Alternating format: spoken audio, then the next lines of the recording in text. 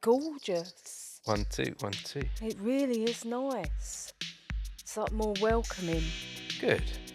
We did this mental variety show, and someone went, "Go on, Claire, do your comedy."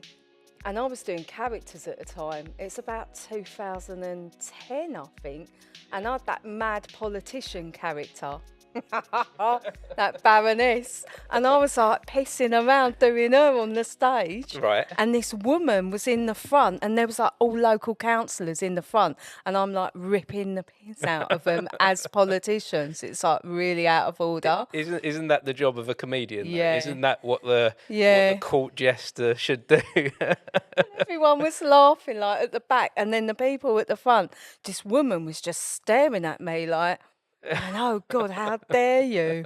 And I was like thinking, I'd never do that now. I'd never do that now. Why would you not? What's changed? What's different? I don't know. I haven't got that madness in me anymore. Right. Okay. Like I was proper mental, like undiagnosed mental. Do you know what I mean? Like before, like Jim Carrey used to do some mad stuff. Right. And then he got diagnosed, didn't he, with bipolar? And it was like, oh, and then like you get diagnosed, and then you go, oh, that's why didn't think. They were like having the understanding made you change things and do things in a different way. Just you think, oh my God, like that could maybe offend somebody, or is that out of order? Right, okay. Is that out of order? And I said, come on, this is just like this, and then she go, oh, showbiz struggling people. Like, sounds like Janet Street Porter, but there you go. But yeah, no, she goes, showbiz struggling people. It's like you can't say that now. Mm-hmm. Do you know what I mean? Comedy, politics is showbiz ugly people. Yeah, but it changed, doesn't it? Yeah, because they're all good looking now, apart from Nigel Farage. But there you go. But yeah, no, and it's like, yeah, some of the things but I wouldn't question it. I'd just sit in my room and go, that's funny.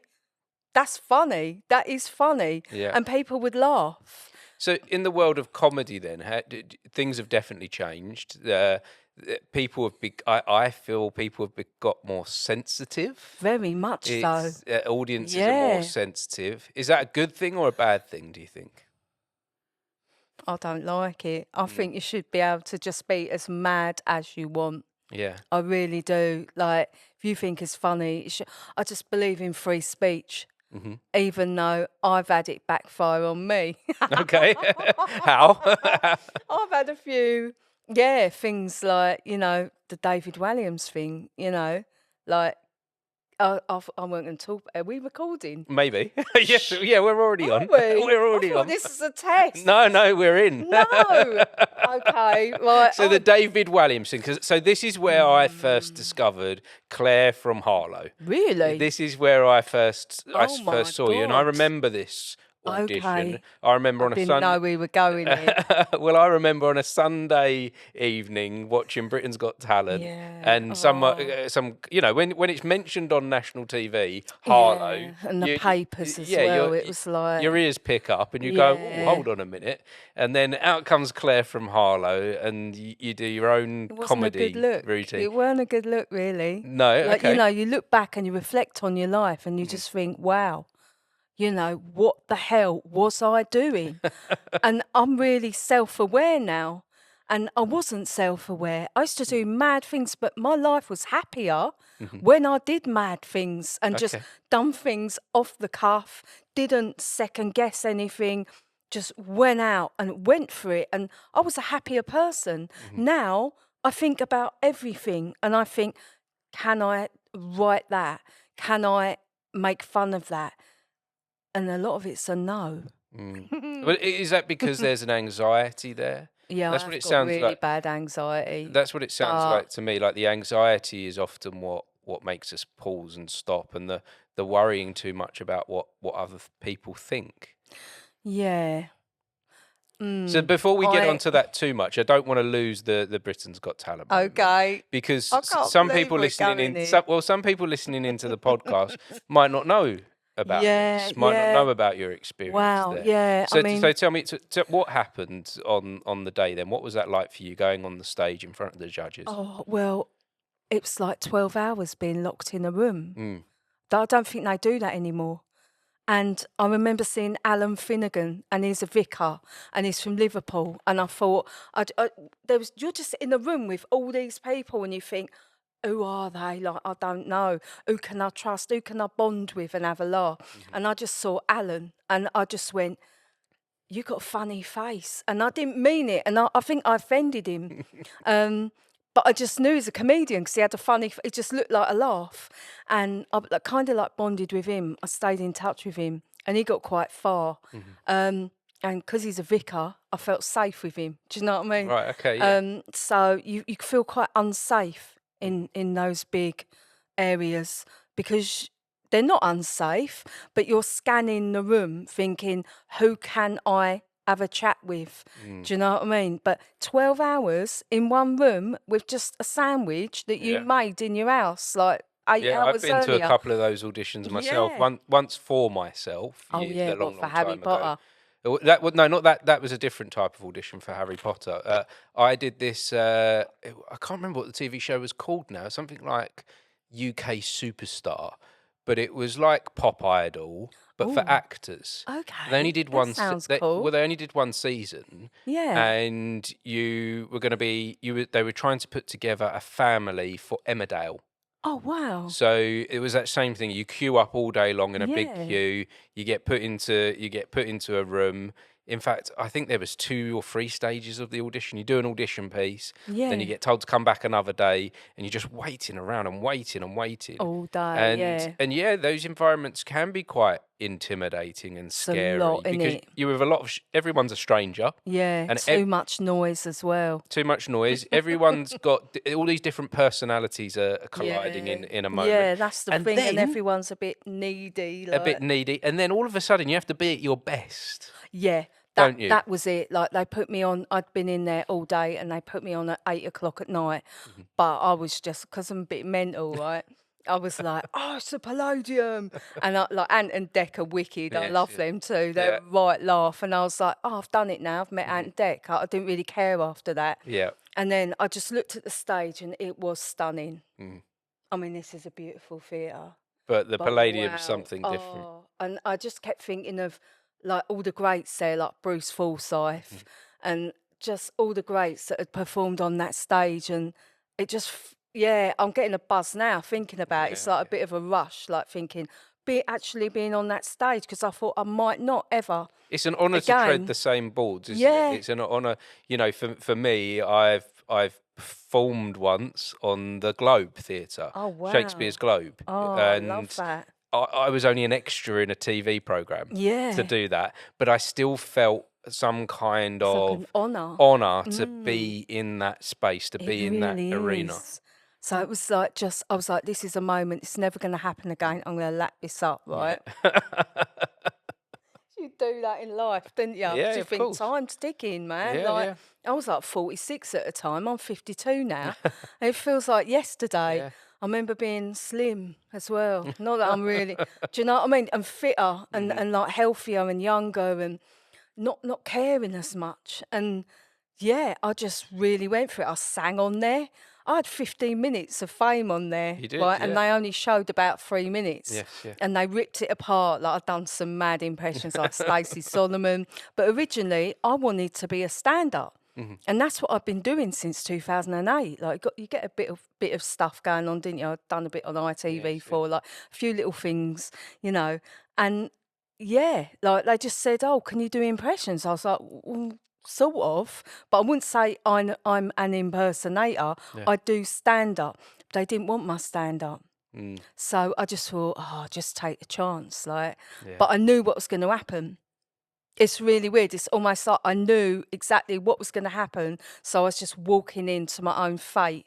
And in so the what lion's did den. happen for you then when you trod I out got onto that buzzed off, stage? didn't I? But I knew it was going to happen. But you got a moment to do your thing? Yeah, and I loved it. Like if you look beyond the judges and connected with the audience, that was the magic. It wasn't the judges because they have got their own opinion from day one. I think they're probably told who's going to be yes and who's going to no. Do you know what I mean? It's almost like they already know. But the audience were like roaring about. And Alicia Dixon thought it was funny, and she's forever my heroine for that. Yeah. But yeah, there's a few weird vibes like David Wellington. And I went home going, like I got a really bad vibe from him. Like, and I know a couple of years ago they'd laugh at people who said I got a bad vibe. But vibes are the thing now. No, Like I everyone's into the vibes. Yeah, and I strongly believe in trusting your gut. Yeah. Every time I've ignored a gut feeling, It's been wrong. right. It's been, you know, I should have trusted the gut. Yeah.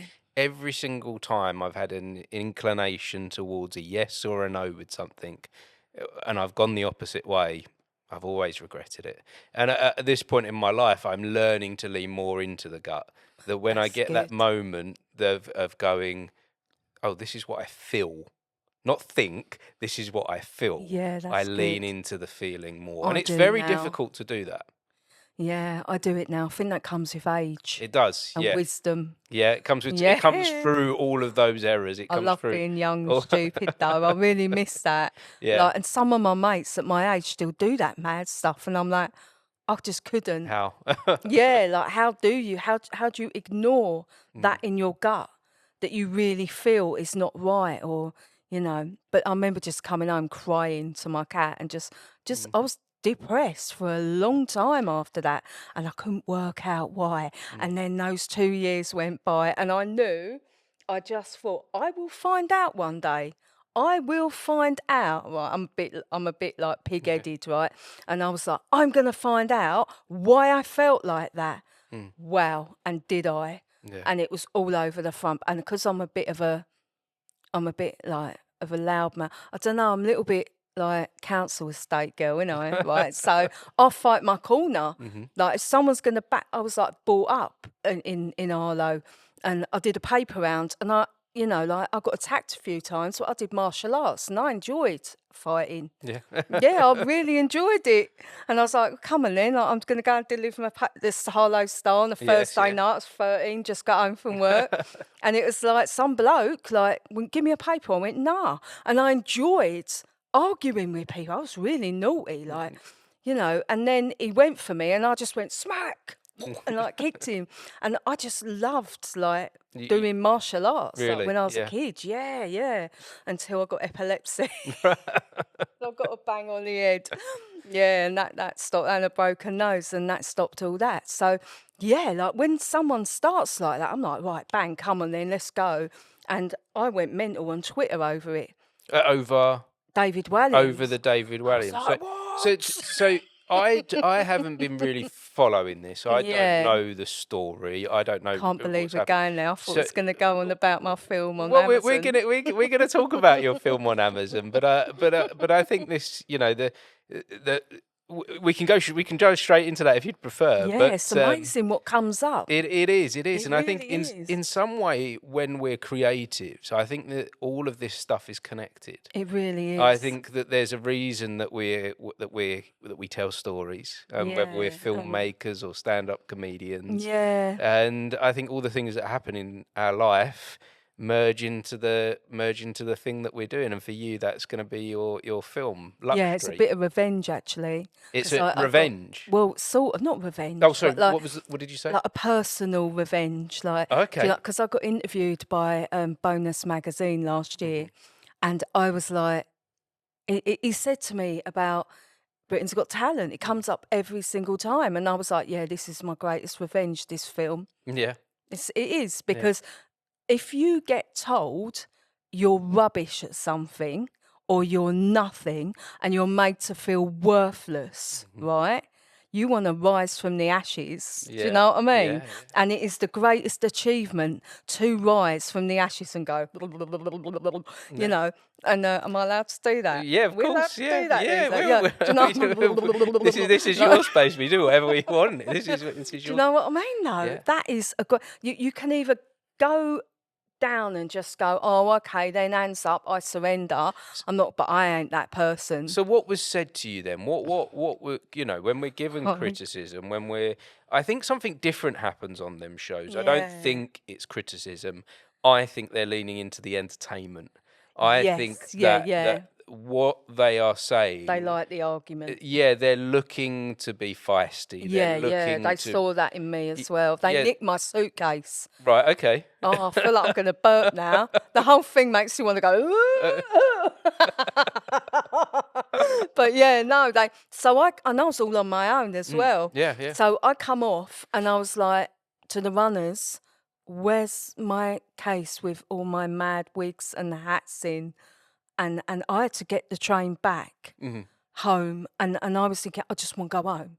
So like inside, like I do get really bad anxiety as well. And I was thinking, right, I've done what they've done. It didn't work out. I just want to go home. Just want to. And I'm a bit of a private person anyway. I'm a loner as well, and I love just staring at a wall. Yeah, that's my comfort. Like, you know, I spent a lot of time in India. I was a yoga teacher a long time ago, and I like my own peace. Do you know what I mean? I was like, I'm done here, man. I just want to go home. They nicked my suitcase. Yeah, so I went. Here we go. Here she goes. Wind her up and watch her go, innit? I was like, right, where's my... proper shouting, going, where's my suitcase? And they were like, don't know. And I went, do you know what? Sod ya. You can have it. I'm just going home, right? So I walked off up, was it Argyle Street, the Palladium? And it was like a proper dramatic exit. You got that sign up there. Yeah. Proper dramatic. It has to be a drama, doesn't it? And I was just like walked off, right? And this really nice runner went, no, don't go. And I went, no, I'm going. I'm done with that. You can have it. I really don't care. I just want to be peaceful now. You've had everything you needed. Do you know what I mean? And he went, oh no, we'll pay for a cab for you. I went, all right then. 150 quid. So there was a bit. There was a bit of aftercare, was there? Well, yeah, 150 quid cab journey home. Yeah. So you didn't have to sit on the train. Okay. That's all right, isn't it? Not really. I guess it's not really aftercare, is it? After after you've been part of a big TV program like that's brought in millions of pounds and millions of viewers. Yeah, and basically exploited you. But then it's my fault, and I'm a bit mental. So I just went for it. Was you then? Do you feel like you was led into? You say you went into the Lion's Den. Was you led into the Lion's Den under false pretenses because you were guided there? A little bit. But I think as somebody who's quite intuitive, I knew what was going to happen. But then I've been doing a lot of self-examination work lately with EFT, with Tara from Roots to Wellbeing. She learnt it. EFT. Emotional Freedom Technique. And I'm one of her case studies. And it's an absolute blessing. Like, I've been doing affirmations for years. And I'm like, what? So I've been telling myself this stuff, and I'm still penniless, living in a council flat. Do you know what I mean? Why ain't it working?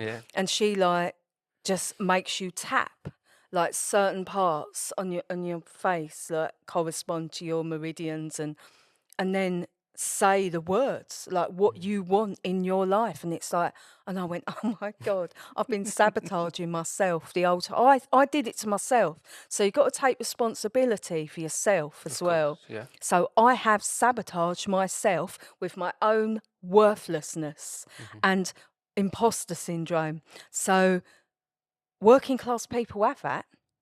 A lot of us do. Yeah. You know, and we think we ain't going to amount to nothing. Like, we might as well just mess about. And that was me all my life. That's all I've ever done is like mess about. You know, I've been serious. I did have a yoga business once. And I've done like normal jobs. Don't know even how I pulled that off. Do you know what I mean? Because, it's all about getting your own power back and thinking, actually, no. I am worth more than this. And then when all that come out in the press and they put me on the front page, like, do you know what I mean? I always thought I was going to be on Vogue on the cover of a magazine. That's a woman's dream, isn't it? Dot Cotton on Daily Star, dressed up as Dot Cotton going, oh yeah, that's an achievement. I thought I was going to have like hair and makeup look gorgeous on Vogue. And they've done that. I think there is an achievement that you've got there. Not everyone gets to have that 15 minutes. No, I did fame. feel that privilege as well. And you also say that you've learnt a lot since then. So Massively. coming out of 7 that, years. 7 years later, what would you say has been the biggest takeaway for you then coming out of that experience? Just realising my own self-worth and realising nothing really matters. But I think the most hurtful thing is when it went on your Harlow, and I'm brought up here, I'm born and bred in Harlow, Yeah.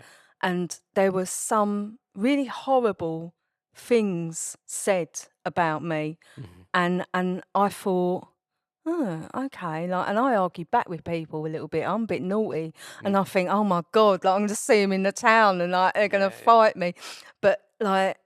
Yeah, I sort of regret that maybe, because then you look at the good things and there were people going, oh, my family thought that was hilarious. Yeah. We absolutely love it. But I don't know, a part of there's still that kind of shame as well. Like you feel like you brought shame on people, and I don't know why. Just because if you're not achieving, if I'd have got a golden buzzer or I'd have won it, it'd have been completely different. But because I was the underdog, Yeah. you know, and I remember a counsellor, I won't say who the counsellor was, right? But I was on the opposing party at the time, doing stuff for that party and trying to get bills passed through Parliament at the time. But they were the opposing party, and they wished me really well. And I thought that was very human of that person. And they said, Claire, you will have the last laugh. And I thought, that is a really nice thing that I need to hear right now, because I think people saw the abuse I was getting from these people, and it was like, wow, what?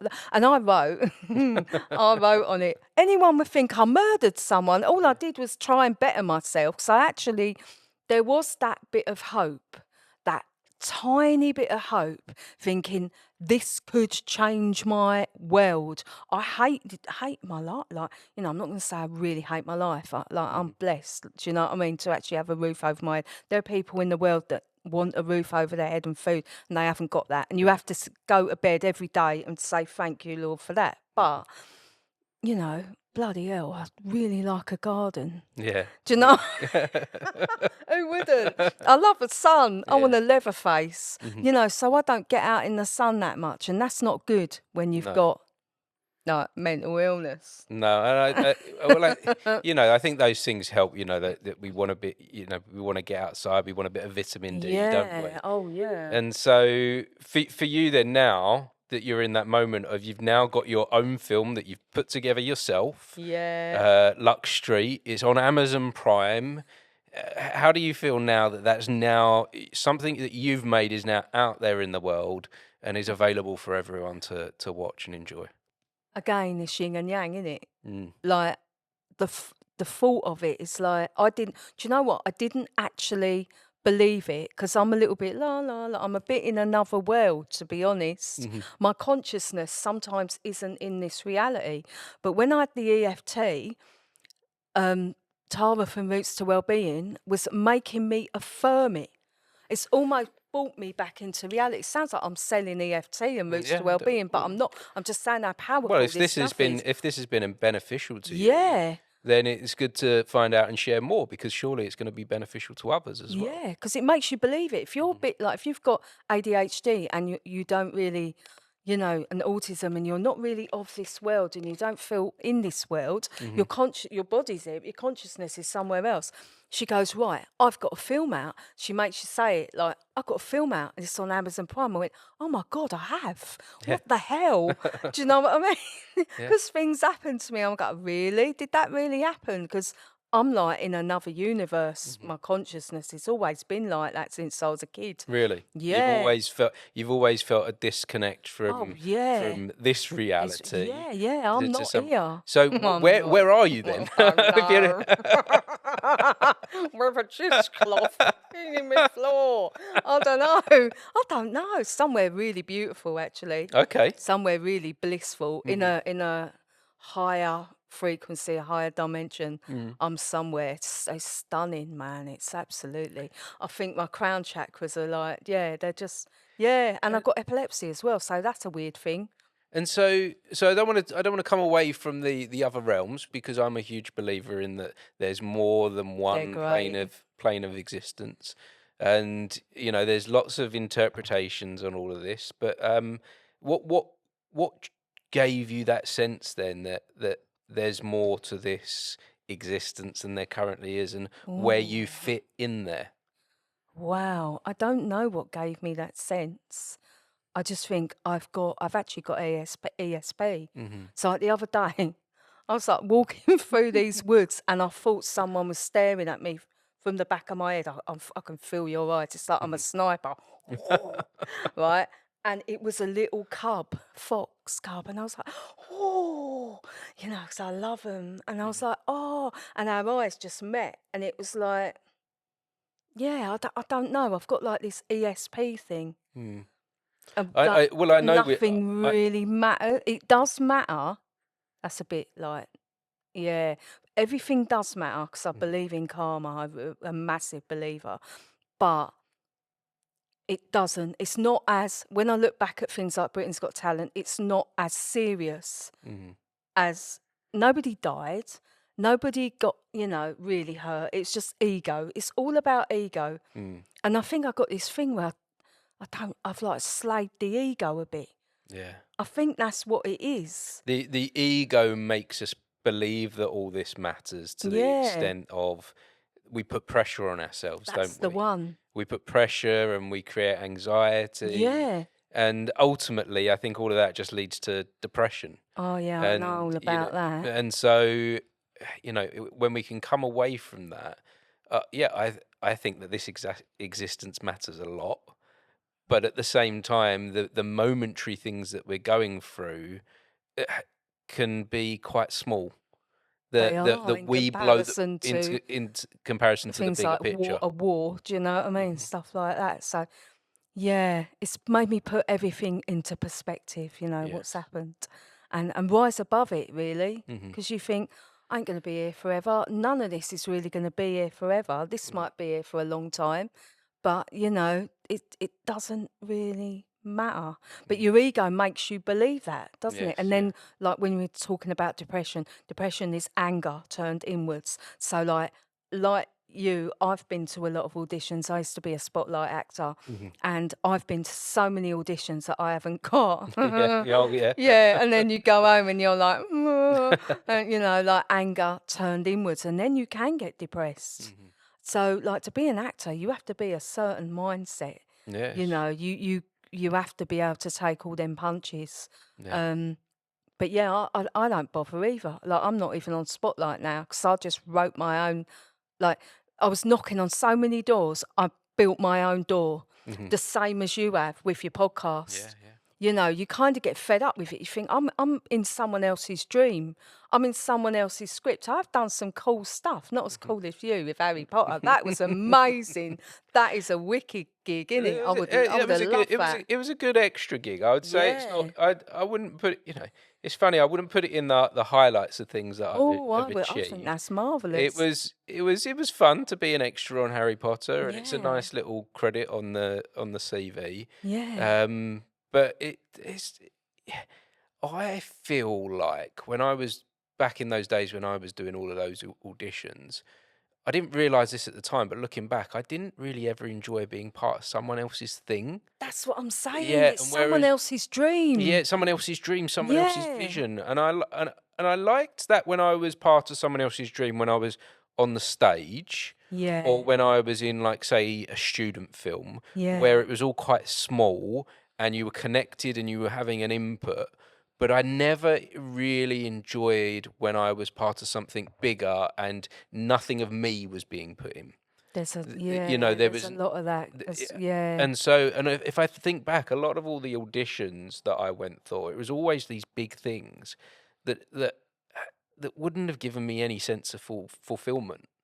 Because I wouldn't have been part of it. Truly, you wasn't expressing your true. No, whereas self, now and you are now. Now I've created my own thing. Now I've created my own talk show. Like the ego did that; it created this. Yeah, but without you knowing, like subconsciously, it manifested itself. And now I'm in this space. I feel very happy, and I feel like a huge contributor to what creatively happens here. And you help other people, so like, it's not all about you. It's like bringing in No, I other people. I hope I'm only 1% of this. Yeah. You know, I call it the Martin Talk Show because it's the platform, it's the space that I've Yeah, created. yeah. But this is about you, Claire. You know, this is about my guests. But without you, we wouldn't be able to do that. And that's Yes. like cool. So I had a cast of 18 people. Yeah.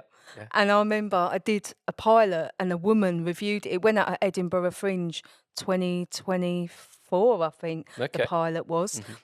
23. Do you know, I don't even know. Because I'm not in this room, I don't even know what day it is. Like, who am I? What's my name? And some woman wrote, "There's too many people in it." I was like, "No, there ain't." And like, so I think with criticism, you can't always listen to it because it's like, no, I want to create these characters because I've been doing stand-up comedy and acting for years, and I met so many brilliant people. Like, you meet some great people, Yeah, don't yeah. you? Yes, And yeah. you remember them for forever. And then you got Facebook, and you can connect with these people. And I was like writing these little characters, and it's like you had like a few, like, you know, like out of order girls always hiding behind the wall in the council estate, ready to have a go at someone, and that happens where I live. Yeah. And I managed to cast through your Harlow. Michael Casey was brilliant. He done a little thing on it for me, Okay. you know, and he said local comedian Claire McCartney wants to cast local, you know, talent. And loads of people responded. The amount of people in Harlow, the amount of talent we've got in Harlow that is unseen. Oh, I know. Is Harlow's a wonderful town for talent. Yeah, it's unbelievable. The amount of actors who sent me their show reel. And I was at home going, oh, I feel like a casting director. Oh, you know, I felt a bit, oh, this is good. But like, you should never feel like that. You should never let your ego get there. Like, and it's just like, yeah, but who's going to be the best? Who's going to carry this off, you know? And we had some great people. They were like Eva Hart. She's a West End actress, Yeah. you know, like, it was Lucia Banks. She's like a West End actress.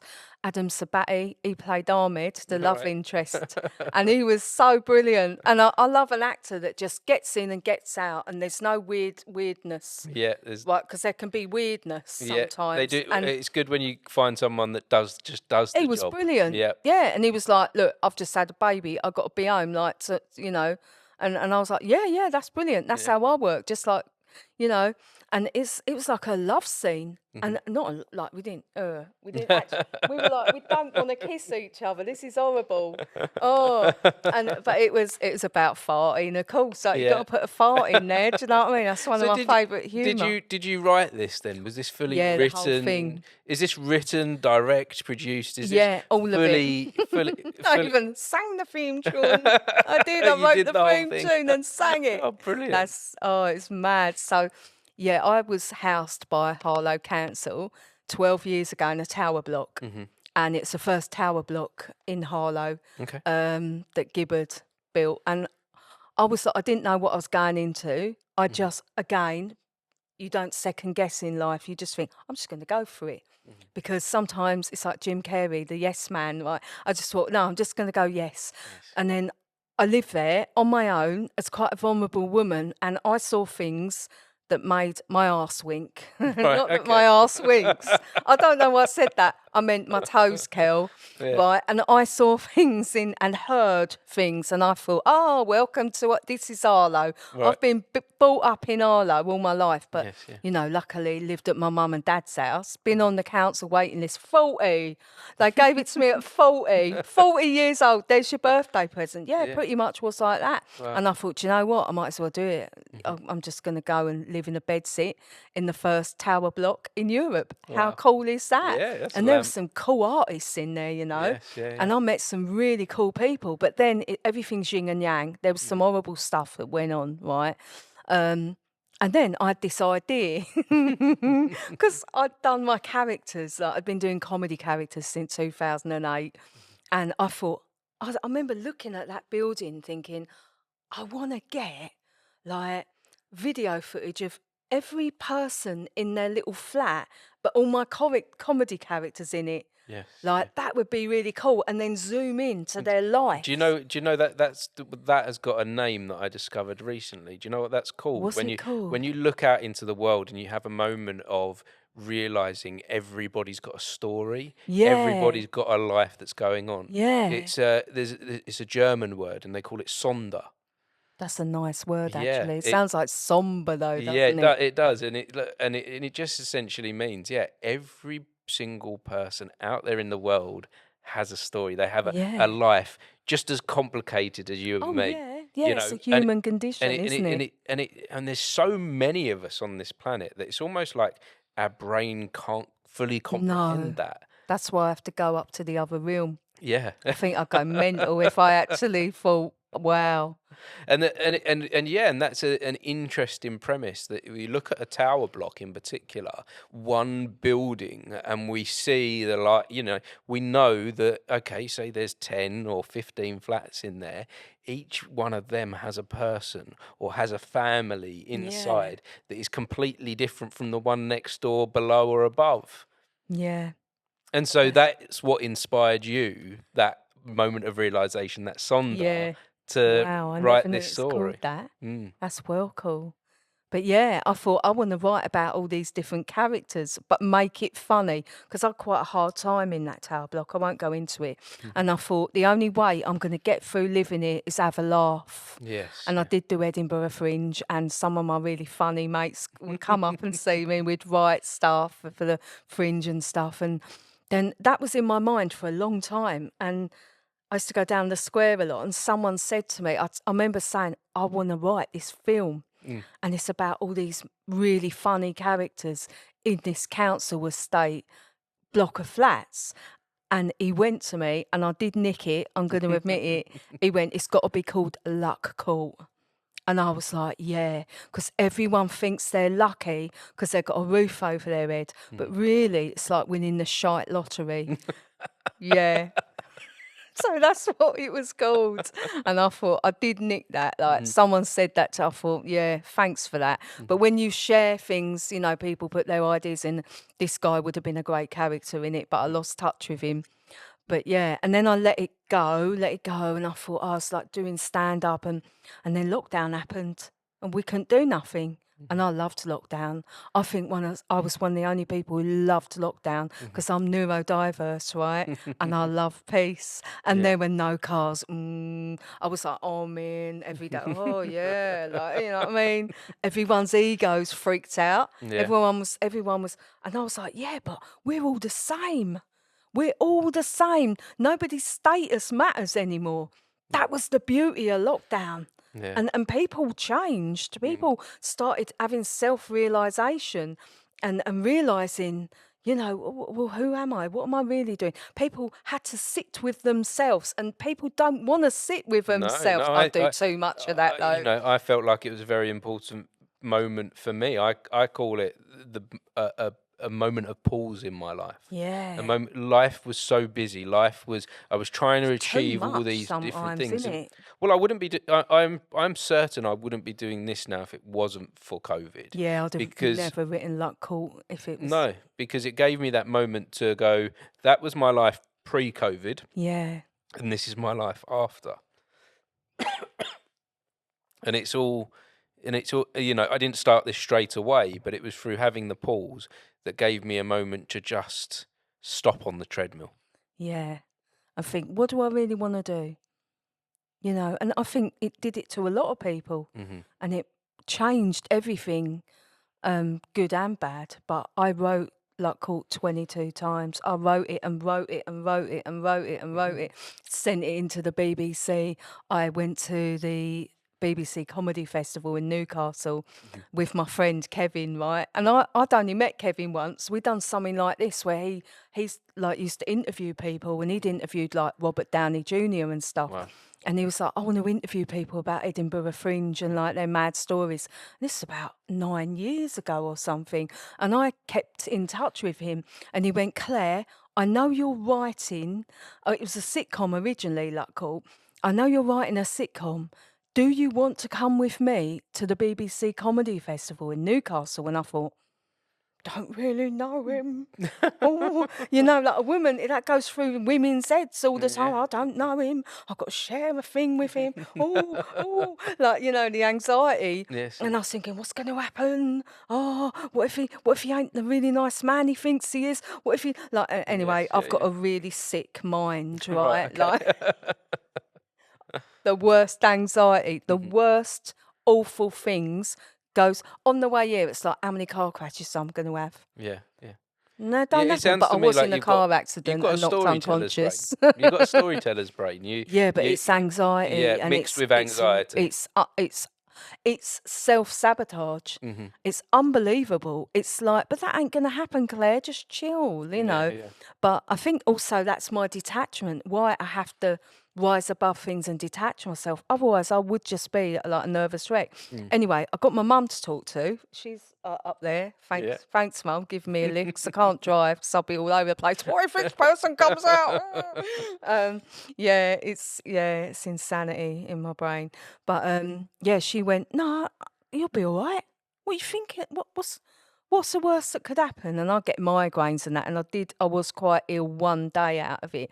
But he was brilliant. Like, he was like, right, and he had this schedule. And I'm like, this is like being at university again. And I'm like, I'm too old for this. And he's like probably about 10 years younger than me. So he's got loads of energy running around Newcastle. And I'm like, trying to follow him. I was like, stop bringing your mum. But he really wants, there are people out there in this world that want good for you. And I'm always, my mind is trained in default mode that everyone's horrible or bad. And I'm thinking, oh no, it's going to be really horrible. But he actually just didn't want anything in return. Yeah. He just wanted to help me, Wonderful. this guy. And it was like, he's an angel. This guy's an angel, like it's been sent to me.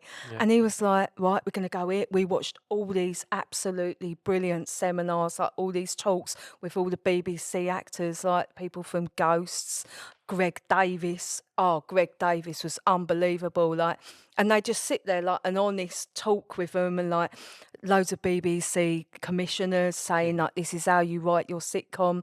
And they were saying, we want working class voices, we want neurodiverse voices, we want women. So I'm going tick.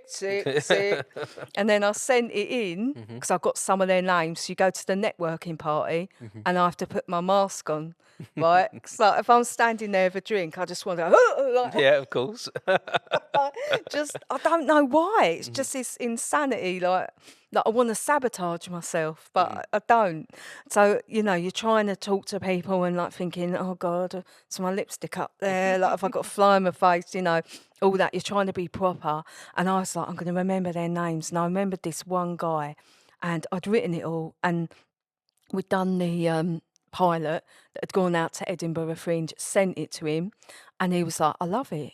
He goes like, and he said everything I wanted to hear, and I was like, there's got to be something wrong here, because I always think there's going to be a criticism, because there's be something wrong. There's everything's yin and yang. There's no balance to this. Like, where's the horrible bit? But he just said, I thought it was absolutely brilliant, but we're not taking anybody on at the moment. And I found out who the person was, and I absolutely love them. Alma's Not Normal. That is absolutely brilliant, because it's got mental health in it, and I think she is unbelievable, right? So I thought, okay, that's why they weren't going to take me on. They'd already got someone else in mind. And then I'd gone to Saskia, who runs head of ITV, and it's very rare to have a woman that runs comedy. So I was like, oh, hopefully she's a woman and she'll see, the protagonist is a woman. I was like in my 40s by the time when I wrote it. So I'll be 40 forever. That would be nice. I wish I felt it. And so I was like, oh, she's going to like the protagonist. It's like recently divorced. I've never been married, by the way. I've just listened to so many people's stories. Like, so where I live, there's so many divorced people, like, everyone's been married, they've had to sell a house, they live in a flat, and it's like their stories. Like, so there's Ibiza Ian across the road now, he just goes Ibiza all the time, do you know what I mean, to make himself happy. Like, that's his thing. So there's all these like mad characters and that in it. But so she said no. And then Kevin, again, my angel Kevin Durham, he had written some films himself. and he'd gone through Film Hub, and he said, Claire, go through Film Hub.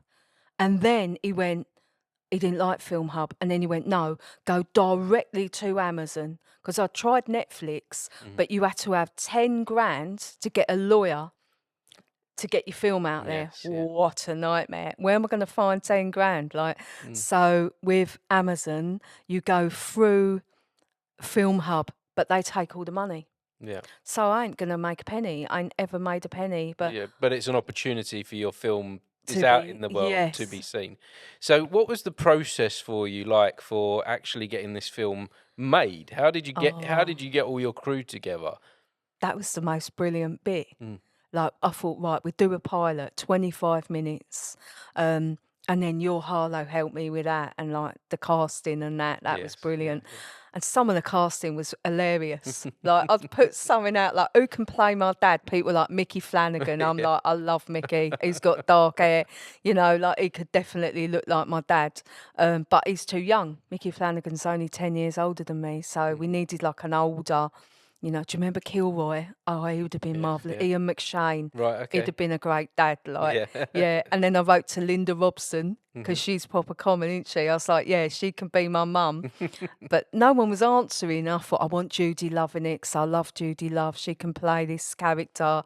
And I'd like found, during lockdown, I found famous people and started writing them a character. Right, and then okay. I'd write to the famous person and go, can you play this?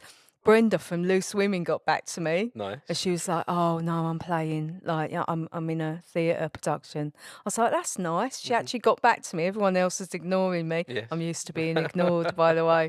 Yeah. And then we put the pilot out. And that was, Gary Kemsley played my dad in the end. And he was this guy through Pete Meads. When I used to do presenting, like Pete Meads used to do Arlo TV, we used to just turn up to these mad places with Frank Bruno in it and Phil Jupitus and that, and go, all right, I'm from Arlo TV, can you talk to us? Yeah. And I would just get in their faces and they'd have to talk to us. They'd like, this is this mad woman. Yeah. Like, I've got to talk to her. And he'd have Rob Fry, who was played a character in Outlaw. Like, everyone knew him from that, being in that Danny Dyer film. And he'd had this camera, he's like this big bloke. So, oh, you can't say no to him, he's well hard. Like, do you know what I mean? And they'd go, yeah, all right. Like, and then they'd just talk to us. So I knew Pete from that. And Pete went, you've got to have Gary Kemsley. You've got to have him. And I was like, who's Gary Kemsley? And he's one of the funniest geezers I've ever met. Like, his one-liners, he's a proper stand-up.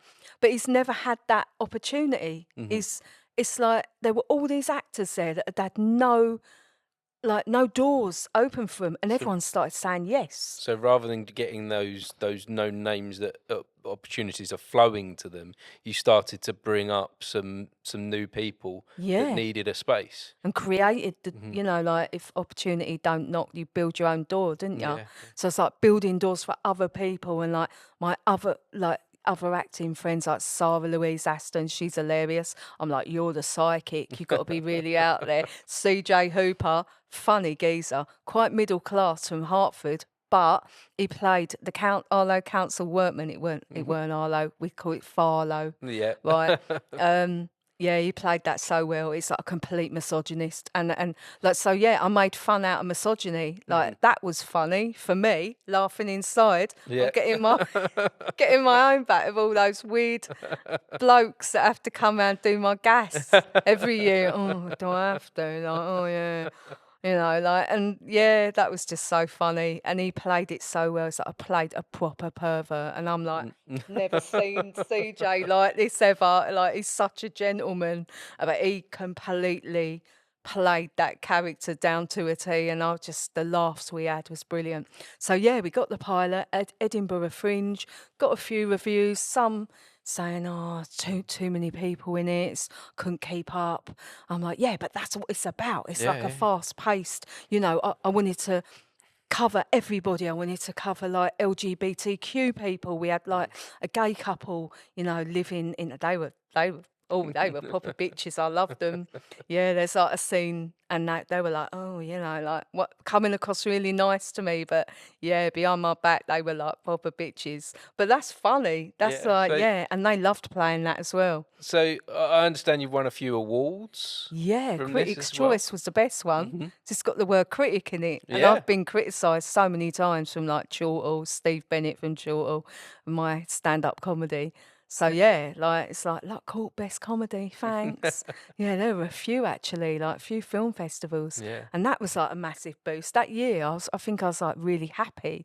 You know, I was like, oh, like, you know. Well, it's a massive achievement to pull something together like this. You know, It was. When I meet a lot of people that have ideas for making a film and ideas for films, but the actual process of getting it done It is is with very, no very, money. very difficult, and with no Did it with no money. with no budget, because that's often the first hurdle you come across is that I've got this idea. Okay, that's free. I write it. That's free. Yeah. But once you start getting a crew together, you need some money in the bank, don't you? Yeah. You need locations.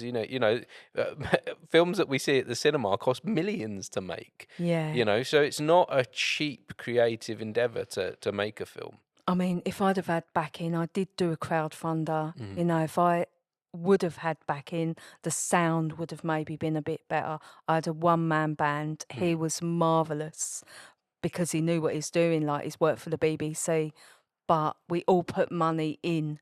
That was the thing. It was like all these people I'd met, like over the years, these stand-ups, like they all believed in it.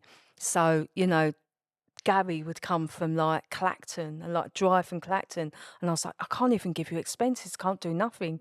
And he just turned up and go, I ain't learnt it. And I just like, oh my God. And he weren't joking either. Yeah, he improv'd the whole thing and it was brilliant. Yeah. And everyone went, that guy that plays your dad's hilarious. And then Claire Armand was like, she's been in some good things. And she's like a local actress from Epping. And, like people were like paying their own petrol and donating their own time. Burnt Mill Social Club. There's like the second part. So I wrote the first part and then I was actually exhausted and like going through some personal stuff with my mental health. And I was like, I ain't got the energy to do this. My mum again, good old mum, she went, your mother knows, right? She went, you owe it to those people to complete this. You have to write. You have to write the ending. And I was like, okay.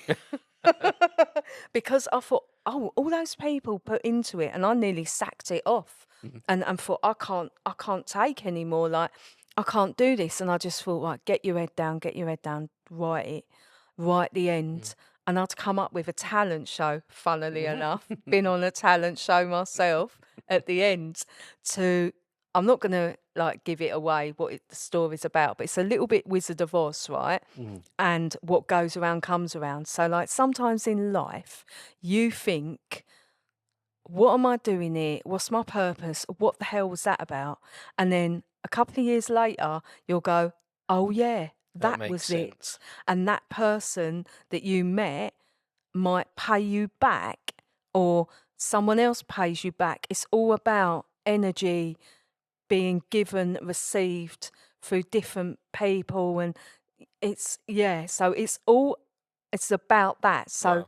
yeah, we've got some very similar beliefs, Claire. I believe that in this reality we create ripples, and we don't know the effects of those ripples that we have within life. And when they catch up with you, I had something recently with one of my very early guests on the podcast. We did a podcast, and then 2 years later, she then wanted me to do some work for her, and that wouldn't have come if she hadn't have been a guest. So yeah, the ripple effects triple through. So we've got your mum. Yeah, she's our audience. I was just talking about my mum. I was talking about you when I said about I wasn't going to complete Luck Court, and you went, you owe it to them people. And you told me off. So I did it. And I did. I owed it to all them people. They all put their heart and soul into those characters. Wonderful. And another thing, like we're talking about, you want to prove stuff and that. I just think working class voices need to be heard because you find a lot, even in EastEnders, they're middle class actors with money that pretend they're working class. And yeah, our working class, our true roots, our true working class voices need to be heard. And Amazon Prime is the place now where Where you you can. can do that. There's where you can some share. mad films. Filmmakers are just going out, going, that's my idea. I'm going to create that. I'm going to put that onto the matrix of life, and it'll be there for a long time. And people are going to hear my voice and my story and my idea. Amazon Prime's brilliant for Yeah, that. maybe The I should doors start stay open. getting my podcast on Amazon Prime. Yeah. We'll The have to. doors stay Yeah, open we'll for have to. people. We'll have to talk about that afterwards. Yeah. About how I could get the podcast on there, because that You could be. could do. That could be. You won't it make could no be money if it's Well. through Film Hub, though. I get Americans going, I watch your film, enjoy your 2 cents. Yeah, no. 2 cents. Yeah, no, And I it, know like they that charge a lot. They take all the money. It's about the idea and it's about the Yeah, laughs. I think it's an opportunity to get yourself out there, isn't it? Yeah. That's what it is. It's an opportunity to be seen. And so, not everything in this reality is about making money. No. Does it have to be? Be nice, but Be nice to yeah, have it the would money. really be nice. But it's about the laughs. Some of the jokes in that, right? You wouldn't get away with that on the BBC, No. and that's why we did it. There ain't nothing out of order. There's no racism in there. There's no like homophobia. There's misogyny. We're allowed to take the mick out of that, women. Like we're getting our own back now. But yeah, there was one scene I did not write, and that was Bern McLean wrote that. He's in a wheelchair. So he wrote that scene because I could never write that because I'm not in a wheelchair, and he's a brilliant comic, and he wrote that, and he's a black guy, and he like brought a little bit of funny, making racism a little bit funny in it, and we filmed that at the Playhouse, and the Playhouse were brilliant. And I was like, yeah. You can borrow our lift. Wonderful. It's like, cheers. Yeah, they were brilliant. And Burnt Mill Social Club, they were like, yeah, you can have the club to film that talent show. Just have it. So your hometown has really been supportive with Unbelievable. your creative pursuit. Yeah, they've so been absolutely brilliant. Like, wonderful. because I think people want to see working class voices, and I think like having lived in for 12 years now in Arlo Council flats, it's people know like what you've been through. Maybe they feel sorry for me, probably, but sometimes blessings in disguises. Like I'd have never have written that if I wasn't housed by Harlow Council in their flats, and the only way I could deal with that is comedy. Yeah. If you can laugh at tragedy, you've won, ain't you? That's what it's about. Well, this is that's a really wonderful moment to wrap this conversation up. I've got 2 last questions for you. Okay, my mum's had to give me a lift. Your mum's I'm sad. I'm in my 50s. My mum still drives me about. Oh, that's wonderful that your mum still cares for you. That's family, isn't it? She's younger than me. So my final 2 questions for you then. So first of all, what does the future look like? Is there a Luck Street 2?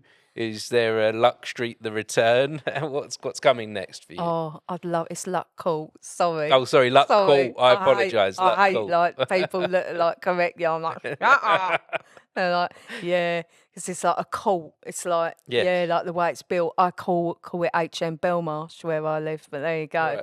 Right. I would love to write a sequel, and like Heather. She's like poetry bird. I'm in a Edinburgh Fringe show with her this year, and Deria, my Turkish comedy friend, they can't wait because they were in the first one, and they're like, write another one. I'm like, do you know the amount of energy it takes to write? You're up all night and you don't sleep, and when you're on a roll it can go on for days, and then you end up nearly being sections. Do you know what I mean? Like, is it worth putting my mental health? Like, I think I'd have to be in the right situation. I'd also like money, like if somebody wanted to invest in it, because I want to write where you have to see the end of it, but I've already got the twist. There's going to be a twist where it doesn't go right where people think it is when it on the ending, and they all end up in Ibiza. So it's on a mad holiday. So could you imagine the budget paying for the whole cast to have a funny Ibiza holiday? But you've already shown Or you've shown what you can do now with zero budget. Yeah, it's Now, unbelievable. So then it will be unbelievable what you could do with some investment. Oh, the I'd have opportunity. more cameramen, a sound guy, more editors, because Matt, he done it all himself, bless him, and he done a great job. And he even put my song in at the end, sing the theme tune. Yeah. Wonderful. Well, I'm gonna continue to follow your journey, Claire, and Thank you. we're gonna do another conversation soon with your team that you're going to the Edinburgh Fringe. Yes, Free Bird Roast. Free it's Bird called. Roast. We're going to talk about that soon. I'm also going to the Edinburgh Fringe. I'm Have you sure found we'll a catch venue up. yet? I'm still working on that. So Okay, I do see that for you though. I do think you'll be I know where I want the venue, and Okay. I'm talking to them at the moment. good. But because it's something that hasn't been done there before, we're just Right. we're just discussing what it will look like. I think so, it will happen. I'm sure it will happen. Yeah, it will. I'm 100% positive that it Good. will happen. Do you want us to come and see you there and do a We're going to talk. podcast? We're going to talk on the podcast there as well. Oh, wicked! But it's I going to be love that. well. It's going to be for me. It's going to be an Edinburgh Fringe commentary show. Yes. So it's going to be daily at 11 a.m. every morning. Okay. And I'm going to be talking to new creatives every day that are part of the Edinburgh Fringe. We're only and there sharing- 3 days. That's all well, we can afford. Well, we'll make sure that within those 3 days that you join the podcast there. Thank you, Martin. So I look forward to it. But finally, then my last question, that because you've been on the podcast in the past, we did a with previous Tara. episode with I was Tara. a silent assassin. Well, though. and we had some spooky happenings in that Yeah, episode. that freaked me out. My camera's overheated. Yeah, and there was a lot of spirit there was a lot of around things that that went- night. I mean, this is haunted, but they're quite chilled in No, it. well, I've done a ghost hunting episode in here. Yeah. So you can go back and watch that one where we go ghost hunting. But there are definitely some spirits here. But yeah, on the previous time that we sat down, all the equipment failed and we've got audio only. And apart from the camera that was on my face. I was really nervous that night as well. I didn't feel right. Yeah, well, maybe you were putting some energy out that I threw don't the know. No, camera I off. shut down. I just shut down in there because I felt there was some real weird energy, and I felt anyway. We need a ghost hunting in we'll go into brutal. But yeah, that was more about Roots to Wellbeing than Tara, was, really. yeah. And we did that DJ night as well to raise money. Yes, you did. We're hoping to do another night somewhere in Harlow where we do our Edinburgh Fringe show and then a DJ, like we DJ You mix after. the two. Yeah. So anyway, since then, I've now come up with a question that I ask all of my guests. It's the same Okay. question that I ask everyone because everyone has a different answer to this. Okay. So Claire, how would you make this a better world? Oh, I would drop the ego. I think everyone, and I also think that people need to go through something that completely breaks them to realise how sacred their life really is. Mhm. And I'm going to sound like a bit of a hippie, but I just think not judging people and unconditional love. So if you love someone unconditionally, they might have done some out of order things, or they might not be living up to your expectations, what they should do, but they're following their own path in life, aren't they? So love people just for loving a human, and they could be a human in a higher realm, Yeah. and wherever they want to be, just keep sending love out. Mhm. And that's all you can do. And that is because I'm a bit of a hippie and I've got surnames Harrison McCartney, which is my mum and dad, but we ain't related. We're just hippies. But yeah, that's all you can do, can't you? And just keep sending light to war-torn countries and trying to lift the vibration. I think that's all what can you do? Like money, it's not going to solve it. We've tried money and everyone's attached to money. It's been a bit money orientated, isn't it? Doing a film with no money. Yeah. But it's all about love. That's always an energy, like putting good energy. That's all you can do. Love is all we need. Yeah. There we go. It is. I'd love to meet Paul McCartney one day. I think he's amazing. He is, yeah, he's there, isn't he? Oh, I bet he's got some yoga he stories. yeah, and I'd say that he's, like yourself, he isn't quite in this reality, is he? No, maybe that's the for sure. key. But he's got money. Mm. I mean, like, imagine having money and not being in this reality. Woo, woo, woo. You could like talk to your gnomes. Oh, I'd love that. That'd be marvelous. Yeah. But I think maybe I'm not meant to have because the struggle was part of the journey. I know that sounds really cliche, but it was. If I'd have had money, I would never have written Luck Course. It's about being working class and, people really struggling with everyday Yeah, jobs. and then you've said about how important it is to be that voice. Yeah. If you had those finances, you couldn't have been that voice. No, I'd have been a posho Yeah. pretending to be poor. And you've got to be authentic in life. You've got to be true to yourself. Yeah. And, people love you or hate you for that. But we've all got a story. Even rich people, that they've been through like was it the madness of King George? He had like bipolar or something, didn't he? Yeah. But like he probably just enjoyed himself. Like that would have been brilliant, wouldn't it? Throwing a few like gold over your shoulder, going whoa. Instead, we're all like, oh God, like who am I? What am I? Because they maybe don't contemplate themselves as much as somebody with no money. Like you look at the tramp on the street. He's probably enlightened.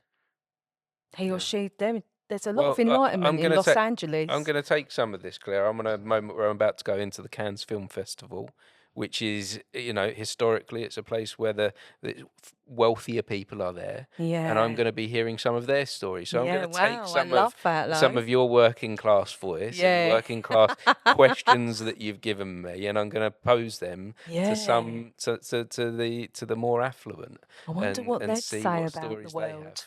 I wonder how they'd want to change the world. Maybe they just say nothing, it's sorted, but it ain't, no, is it? Well, we'll see. That's my mission to go and find out. Yeah, I'd like to know. When you're going? 2 weeks. Wow, that's really good. Yeah. Do you feel like you have to, because you're from Arlo, aren't you? I am, yeah. Do you feel like you have to put on P's and Q's and A's and Graces? I'm me. Or do you just turn up as you? I just turn up as me. I went to Cannes last year and I felt out of place. Yeah, because it's there seems to be a dress code. Yeah, which this is my dress code. I can see you in a suit. I'm there. Me, which I don't mind wearing a suit and I don't mind being smart. Yeah, but I couldn't kind of find my own style. And so over the next 2 weeks, in fact, I'm looking for my own style. Robert Downey Jr. Have a chat to him. Have a chat to Robert Downey Jr. I reckon he'd be able to style you. I reckon he's a proper bloke, like he's proper real as well. Yeah, so I think that's important that when I go into these spaces, whether I'm talking to the working class or the more affluent, that I always stay true to who I am. Definitely. That I try and change myself to match others. That's really good. So, I will update you on that, Claire. Stay in your frame, as they say. Yeah. Like, hold your own frame. Because sometimes you can feel, like I do, I feel like a bit like a chameleon. And I feel myself going, Yeah. No, it's important to... And then you're nodding to, like, someone saying something really out of order, you're not even listening, going, yeah. And you just agreed to something really awful, like signed away your name in blood. Oh, yeah. Like, no. Oh, but... yeah, you're more on the ball than me. I don't know. Because I'll float off. I'm exploring as I go along. But so thank you so much for sharing, Claire. Thank you. After this conversation, I'm going to go and watch the film now. Are you? Yeah, I'm going to go and watch Luck Court. I haven't seen it yet, but you've intrigued me, and I'll add links to the bottom of this conversation for anyone to go and find it. So hopefully I'll make some money one day. We'll see. That would be nice, wouldn't it? But I just thought, like, you're kind of putting it out there, and everything's about timing as well, isn't it? And that only opportunities just come once in a lifetime. Sound like Eminem now, but that's a wicked line that he wrote. And they do. My mum's getting restless, so we're going home now, and we missed EastEnders. It's because we missed EastEnders. Well, thanks again, Claire, and thank you also, Claire's mum. Appreciate you for hanging around. And if anyone has been watching or listening, we appreciate you for joining us. Thank you. Thank you. Bye. Bye-bye.